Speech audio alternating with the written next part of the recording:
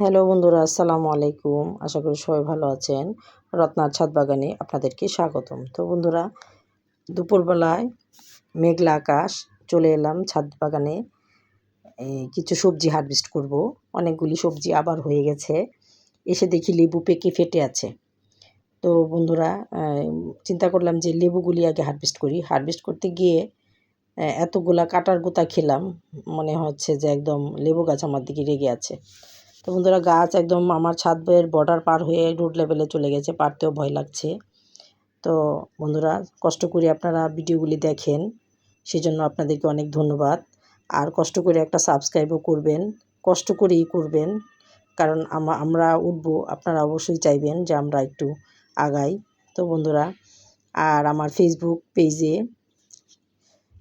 Ratna's daily blog একটা page আছে, সেখানে ফলো দিয়ে আমার বন্ধু হবেন। তো বন্ধুরা, আজ এই পর্যন্তই। প্রায় 5 হালি মতো লেবু হারভেস্ট করেছি। ভিডিওটা কেমন লাগলো অবশ্যই কমেন্ট বক্সে জানাবেন। আজ এই পর্যন্ত, একটা সুন্দর ভিডিও নিয়ে দেখা হবে। আসসালামু আলাইকুম।